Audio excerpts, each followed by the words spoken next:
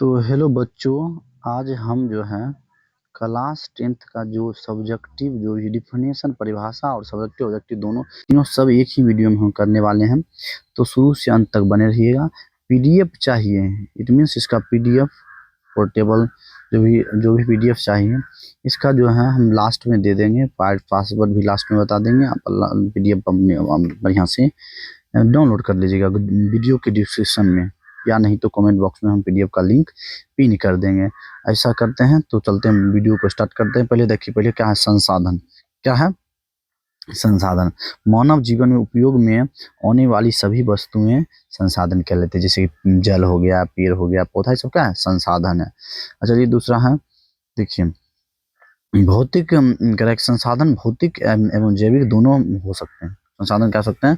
भौतिक, पहला है कि भौतिक संसाधन जैसे भूमि हो सकता है, मृदा, जल, खनिज जिसको भगवान बनाया है। जैविक भी हो गया, जैविक संसाधन जैसे कि जो वनस्पति, जलीय जीव, ये सब जितना भी जैविक संसाधन। अब देखिए हम कह रहे हैं कि नोट कह रहे हैं कि भौतिक और जैविक दोनों पदार्थ तकनीक के सहारे उपयोगी हो पाते हैं। कह रहे हैं कि भौतिक और जैविक दोनों तकनीक के आधार पर क्या करते हैं कि उपयोगी हो पाते हैं। देखिए जिम्मरमैन ने कहा था संसाधन होते नहीं बनते हैं। वो देखा कि संसाधन होते नहीं बनते हैं, किसने कहा? तो जिम्मरमैन। क्या हो जाएगा? जिम्मरमैन ने। सेवा को भी संसाधन माना गया है। तो सेवा को क्या जाता है? संसाधन माना जाता है। संसाधन किसी भी देश का आर्थिक सामाजिक मेरुदंड है। संसाधन जो है सामाजिक आर्थिक क्या है? मेरुदंड है। अब देखिए कह रहा है कि उत्पत्ति के आधार पर संसाधन के दो प्रकार होते हैं, जैव संसाधन और अजैव संसाधन। जैव मतलब जिसमें जान हो, जैव जिसमें जान नहीं हो, अजैव। देखिए जैव संसाधन परिभाषा समझिए। सजीव वस्तुओं के समूह को जैव संसाधन कहते हैं। ये तो एकदम क्लियर हो गया। सजीव मतलब जिसमें जान है। देखिए निर्जीव, देखिए अजैव मतलब कि निर्जीव वस्तुओं के समूह को जैव क्या कहते हैं? निर्जीव अजैव संसाधन क्या कहते हैं? अजैव संसाधन। अब देखिए कह रहा है कि उपयोगिता के आधार पर संसाधन के दो प्रकार होते हैं। उपयोगिता के आधार पर संसाधन कितने प्रकार होते हैं? दो प्रकार, नवीकरणीय और नवीकरणीय। नवीकरणीय और अनवीकरणीय। अब देखिए कह रहा है कि नवीकरणीय संसाधन वैसे संसाधन जिन्हें पुनः प्राप्त किए जा सकते हैं। बोला कि नवीकरणीय संसाधन वैसे संसाधन जिन्हें पुनः प्राप्त किए जा सकते हैं, नवीकरणीय संसाधन का। जैसे कि सौर, पवन ऊर्जा, जितना भी ऊर्जा, जल, वन्य प्राणी, जितना भी नवीकरणीय संसाधन। देखिए अब कह रहा है कि नवीकरणीय संसाधन के प्रकार। बोला कि सतत एक होता है अजैव संसाधन। जैव संसाधन सतत में हो जाएगा जल, पवन, और अजैव में जैव वाला में हो जाएगा वन्य और वन्य प्राणी। वन्य प्राणी। अब देखिए हम कह रहे हैं कि अनवीकरणीय संसाधन वैसे संसाधन जिन्हें पुनः प्राप्त नहीं किया जा सकता, उसे हम क्या कहते हैं? अनवीकरणीय संसाधन। जिसे हम पुनः प्राप्त नहीं किया सकते क्या कहते हैं? अनवीकरणीय संसाधन। जिन्हें पुनः प्राप्त हम नहीं कर सकते उसे क्या कहते हैं?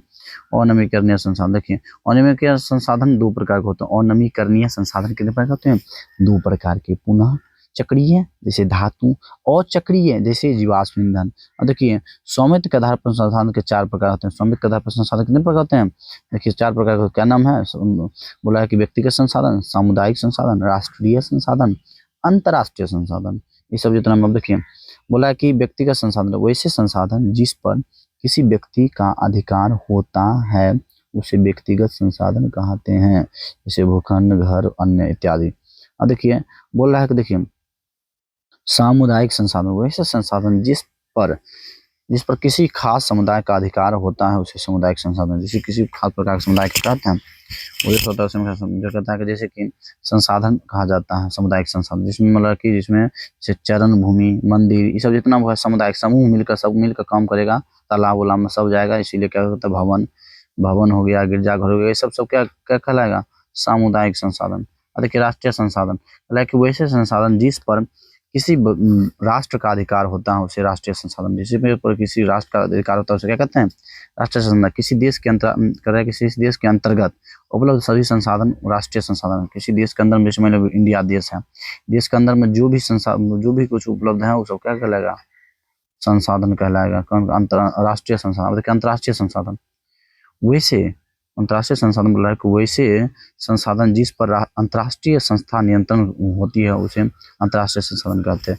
जैसे देखिए बोल रहा है कि किसी देश की तट रेखा से 200 किलोमीटर की दूरी को तट का क्षेत्र आर्थिक अपमार्जक क्षेत्र कहा जाता है। क्या कहता है? आर्थिक अपमार्जक क्षेत्र कहा जाता है। देखिए बोला कि विकास के स्तर पर संसाधन के 4 प्रकार होते हैं। संसाधन कितने प्रकार होते हैं? बोला संभावित संसाधन, विकसित संसाधन, भंडारण और संचित। इसे देखिए संभावना जो होता है मिलने का। देखिए बोला है कि बोला है संभावित संसाधन वैसे संसाधन जिसे भविष्य में उपयोग में लाए जाने की संभावना होती है, उसे संभावित संसाधन। जिसे भविष्य में उपयोग होने, जैसे कि राजस्थान क्या कहते हैं, थोरियम केरल में पाया जाने वाला, ये सब जितना भी है। देखिए विकसित संसाधन कह रहा है कि वैसे संसाधन जिन्हें उपलब्ध तकनीक के आधार पर उन्हें उपयोग में लाया जाता है, उन्हें क्या कहते हैं? विकसित संसाधन कहते हैं। अब देखिए बोला देखिए कि भंडार संसाधन, क्या भंडार में वैसे संसाधन जिसे उपयुक्त तकनीक के अभाव में वर्तमान में उपयोग में नहीं लाया जा सकता, उसे भंडारण कहते हैं। क्या कर सकते हैं? मतलब कि अभी वर्तमान उपयोग में उसको नार करके रख दें, स्टोरेज करके उसमें। देखिए संचित को संसाधन, संचित को वैसे संसाधन जिसे उपलब्ध तकनीक के आधार पर प्रयोग में लाया जाता है, उसे हम क्या कर सकते हैं? संचित को संसाधन कहते हैं। अब देखिए क्वेश्चन है, बोल रहा है कि देखिए संसाधन नियोजन का विवेकपूर्ण उपयोग के संसाधन नियोजन कहलाता है। संसाधन का विवेकपूर्ण उपयोग क्या कहलाता है? संसाधन नियोजन। अब देखिए संसाधन बोला है कि संसाधन संरक्षण, संसाधन का नियोजन विवेकपूर्ण उपयोग संसाधन का संरक्षण कहलाता है। नियम बढ़िया से विवेकपूर्ण, उसको ज्यादा दोहन नहीं करेंगे, उसको कहेंगे क्या कहेंगे? संसाधन नियोजन। महात्मा गांधी का कहना था हमारे पास पेट भरने के लिए बहुत कुछ है, लेकिन पेटी भरने के लिए हमारे पास कुछ नहीं है, यही ना। अब एक क्वेश्चन कर रहा है कि बोला है कि मेघा पाटेकर का संबंध नर्मदा बचाओ आंदोलन से है। तो देखा मेघा पाटेकर का संबंध किस आंदोलन से है? क्या कहते हैं? नर्मदा बचाओ। अब है कि सुंदर लाल बहुगुणा वर्षा जल संचयन, सॉरी सुंदर लाल बहुगुणा चिपको आंदोलन से संबंधित है। सुंदर लाल बहुगुणा का संबंध किससे है? चिपको आंदोलन से। अब देखिए संदीप पांडे का संबंध वर्षा जल संचयन से है, जो कि 1968 में क्लब ऑफ रोम के वकालत की थी, क्लब ऑफ रोल की वकालत की थी। अब देखिए कह रहा है तो ये सब जितना भी ऑब्जेक्टिव बनेगा, स्मॉल इज ब्यूटीफुल के लेखक है, पुस्तक है सुमशेर, क्यों है? स्मॉल इज ब्यूटी पुस्तक में संसाधन संरक्षण संबंधित गांधी जी के विचारों को प्रभावित है। संसाधन मुझे गांधी जी पर विचार प्रभावित है, संसाधन कैसे बचाएं, कैसे संरक्षण दिया जाए, इस तरह से हम देखिए कि हमारा साझा भविष्य रिपोर्ट में सतत विकास और संसाधन संरक्षण पर बदल गया है। देखिए पर्यावरण संरक्षण हेतु सर्वप्रथम स्टॉकहोम विश्व शिखर सम्मेलन 1972 में हुआ था। पर्यावरण संरक्षण के लिए पूरा विश्व में कब क्या कहते हैं, कब अति हुआ था? तो होगा कब होगा इसमें पर्यावरण संरक्षण हेतु, कब इसका जो क्या कहते हैं स्टॉकहोम 1972 में हुआ था। तो पर्यावरण दिवस का पूछेगा कब मनाया जाता है? 5 जून को। कितना जून को? 5 जून को। कितना? 5 जून को। 5 जून को क्या पर्यावरण दिवस कहते हैं? पर्यावरण दिवस 5 जून को मनाया जाता है। पर्यावरण दिवस कब मनाया जाता है? 5 जून को। अब देखिए डाकू की अर्थव्यवस्था, बोले डाकू की अर्थव्यवस्था क्या होता है? मानव तकनीक की शोषणात्मक दोहन प्रवृत्ति को डाकुओं की अर्थव्यवस्था कहा जाता है। अर्थव्यवस्था कहा जाता है। अब देखिए सतत विकास, कि पर्यावरण को बिना क्षति पहुंचाए भविष्य की आवश्यकताओं को मद्देनजर रखते वर्तमान विकास की कायम रखा जाता है, ऐसी धारणा को सतत विकास कहते हैं। क्या कहते हैं? इस धारणा को क्या कहते हैं? सतत विकास। देखिए बोला कि अस्मरणीय तत्व, प्रथम पृथ्वी सम्मेलन 1992 में हुआ था। प्रथम पृथ्वी सम्मेलन कब? 1992 में रियो डी जेनेरो में हुआ था। कहाँ हुआ था? Rio de. और द्वितीय पृथ्वी सम्मेलन 1997 में हुआ था, न्यूयॉर्क में। कहाँ पर हुआ था? न्यूयॉर्क में। अब देखिए द्वितीय पृथ्वी सम्मेलन कहाँ होता है? न्यूयॉर्क में। अब देखिए न्यूयॉर्क में हुआ था, इससे 5+5 सम्मेलन हुआ था। तृतीय पृथ्वी सम्मेलन 2002 में जोहान्सबर्ग में हुआ था। तृतीय पृथ्वी सम्मेलन कब हुआ था? 2002 में। मतलब कि सबका 5-5 अंतराल में। देखिए 1997 में कब क्या हुआ था? प्रथम पृथ्वी सम्मेलन। उसके बाद 5 साल जोड़िए इसमें तो जगह 2002 में 5 साल जोड़ेंगे। हाँ 2002 होगा, 2002 में हो गया क्या? 5 साल मतलब कि इससे क्या देखता है मैं कि प्रथम पृथ्वी सम्मेलन, देखिए प्रथम पृथ्वी 1992 में जोड़िए 5, 97 में 5 जोड़िए कितना? 2002। तो मतलब कि 55 साल का अंतराल में हुआ था। और देखिए कि सर्वप्रथम 1992 के रियो डी जेनेरो में सम्मेलन हुआ। 21 एजेंडे पर स्वीकृति मिली। देखिए जापान के क्योटो सम्मेलन, क्योटो में जापान राजधानी कहाँ? टोक्यो है, लेकिन जापान के टोक्यो के ग्लोबल वार्मिंग के बचाने के लिए क्योटो सम्मेलन का आयोजन हुआ था। क्योटो सम्मेलन में विश्व पर्यावरण का ग्रीन हाउस सम्मेलन कहा जाता है। विश्व पर्यावरण का क्या कहा जाता है? ग्रीन हाउस कहा जाता है क्योटो सम्मेलन का। अब देखिए ऑब्जेक्टिव थोड़ा देख लेते हैं। कोयला किस प्रकार का संसाधन है? और नवीकरणीय। तो देखा सौर ऊर्जा निम्नलिखित में से कौन सा संसाधन है? पुनः पूर्ति योग। अब देखिए बोला कि तट रेखा से कितने किलोमीटर तक आर्थिक अपमार्जक क्षेत्र? 200 एनएम। 200 एनएम। अब देखिए डाकू की अर्थव्यवस्था का संबंध है तो संसाधन के दोहन अनिश्चित दोहन। समुद्री तट पर राजनीतिक सीमा कितने किलोमीटर क्षेत्र में तट राष्ट्रीय समुदाय निहित है? तो 19.2। अब देखिए बोला कि पर्यावरण संरक्षण हेतु पहला विश्व शिखर सम्मेलन कब आयोजित किया गया था? पहला विश्व शिखर सम्मेलन कब आयोजित हुआ था? 1972 में। अब देखिए निम्न में से कौन अजैविक संसाधन है? तो नदी। क्या होगा? नदी। इनमें से कौन अजैविक संसाधन? नदी। क्या जगह? देखिए निम्न में से कौन नवीकरणीय ऊर्जा का स्रोत है? नवीकरणीय ऊर्जा का स्रोत कौन है? सौर ऊर्जा। क्या जगह? सौर ऊर्जा। देखिए प्राकृतिक संसाधन के संरक्षण के लिए 1968 में कौन सा कन्वेंशन हुआ? अफ्रीकी कन्वेंशन। क्या होगा? अफ्रीकी कन्वेंशन। अब देखिए बोला कि द्वितीय पृथ्वी सम्मेलन कहाँ हुआ था? तो न्यूयॉर्क में। क्या होगा? तो वो सौर ऊर्जा निम्नलिखित में से कौन सा संसाधन है? तो नवीकरणीय। क्या जगह? नवीकरणीय। अब देखिए बोल रहा है कि देखिए सौर ऊर्जा निम्नलिखित में से कौन सा संसाधन है?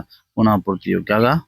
विश्व पर्यावरण दिवस कब मनाया जाता है? तो 5 जून को। क्या जगह? 5 जून को। देखिए प्रथम पृथ्वी सम्मेलन कहाँ आयोजित हुआ था? रियो डी जेनेरो में। देखिए प्रथम पृथ्वी सम्मेलन आणविक निम्न में कौन आणविक संसाधन? जीवाश्म ईंधन। देखिए थोड़ा देख लीजिए लघुत्तरीय प्रश्न संसाधन को परिभाषित करें। मानव जीवन में उपयोग में आने वाले सभी वस्तु क्या कहलाते हैं? संसाधन। क्या कहलाती है?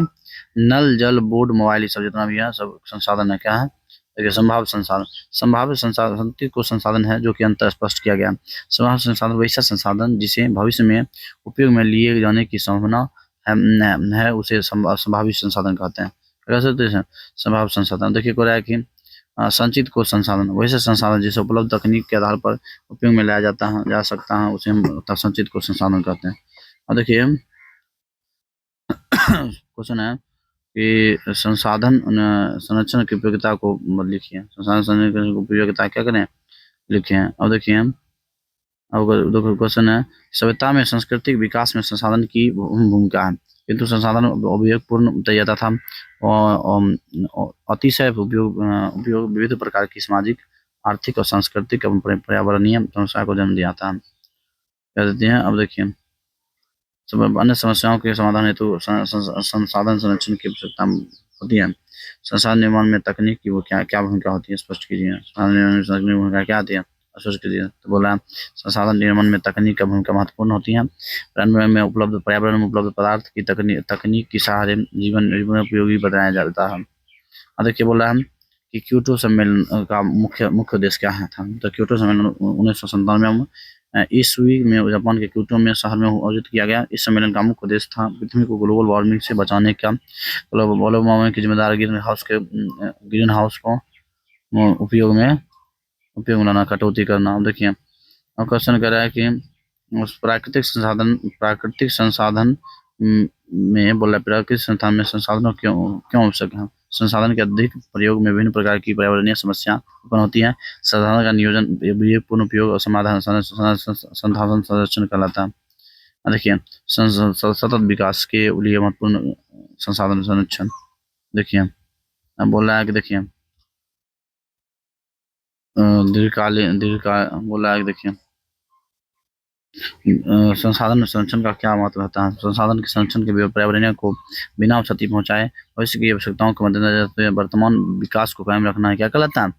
संसाधन संरक्षण या संसाधन नियोजन भी कर सकते हैं। वर्तमान विकास के साथ भविष्य का सुरक्षित रह सकता।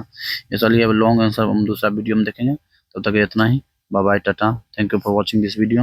आपको नोट चाहिए तो बता दिए तो 8002496594 पर इस मैसेज कर देना। ठीक है नहीं तो व्हाट्सएप डिस्क्रिप्शन में लिंक है।